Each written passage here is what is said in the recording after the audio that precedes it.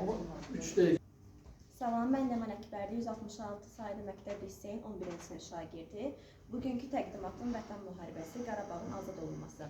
Azərbaycan tarixinə qızıl hərflərlə yazılan 44 günlük Vətən müharibəsi təkcə torpaqlarımızın işğaldan azad edilməsi deyil, eyni zamanda milli iradənin, qətiyyətin və ədalətin zəfəri oldu.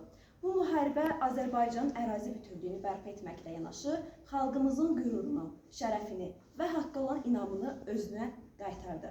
30 il davam edən işğal dövrü başa çatdı və Qarabağ yenidən öz doğma sahibinə qovuşdu. Qarabağ Azərbaycanın ayrılmaz hissəsi olmaqla zəngin tarixi və mədəni irsə malik bölgələrindən biridir. Lakin 20-ci əsrin sonlarında Ermənistanın Azərbaycana qarşı ərazi iddiaları Qarabağ münaqişəsinin yaranmasına səbəb oldu. 1988-ci ildən başlayaraq Ermənistanın separatçı qüvvələri Dağlıq Qarabağda və ətraf ərazilərdə təxribatlara başladı. 1991-ci ildə SSR-nin dağılmasından sonra Ermənistanın işğalçılıq siyasəti açıq müharibəyə çevrildi. 1991-1994-cü illərdə gedən 1-ci Qarabağ müharibəsi nəticəsində Azərbaycan torpaqlarının 20%-i Dağlıq Qarabağ və ətraf 7 rayon işğal edildi. Bu işğal nəticəsində 1 milyondan çox azərbaycanlı doğma yurd yuvasından deportasiya edildi. Xocalı soyqırımı kimi dəhşətli faciələr baş verdi. Beynəlxalq İctimaiyyət və BMT Təhlükəsizlik Şurası Ermənistanın işğalcı olduğunu bilərəkdən 822, 853, 874 və 884 sayılı qətnamələr qəbul etdi. Bu qətnamələrdə işğalçı qüvvələrin dərhal və qeyri-şərtsiz Azərbaycan torpaqlarını tərk etməsi tələb olunurdu. Lakin Ermənistan bu sənədlər görməzdən gələrək işğal siyasətini davam etdirdi.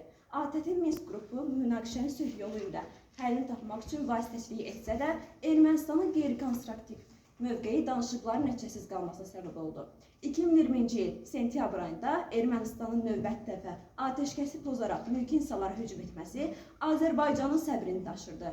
27 sentyabr 2020-ci ildə Azərbaycan ordusu Ali Baş Komandan Prezident İlham Əliyevin rəhbərliyi ilə geniş miqyaslı əks hücumu əməliyyatına başladı. Bu müharibədə Azərbaycan müasir döyüş taktikalarından, qabaqcıl hərbi texnologiyalardan və ağıllı strategiyalardan istifadə edərək düşməni sürətlə geri oturtdu. Azərbaycan ordusu hər bir şəhəri, hər bir kəndi uğrunda qəhrəmanlıqla döyüşərək vətən sevgisi ilə irəlilədi. Oktyabr ayının əvvəlində Azərbaycan ordusu Füzuli və Cəbrayıl rayonlarını işğaldan azad etdi. Bu rayonların strateji əhəmiyyəti böyük idi. Füzuli şəhəri Ermənistanın Qarabağdakı əsas hərbi müdafiə xəttlərindən biri idi və onun azad olunması müharibənin taleyini dəyişdi.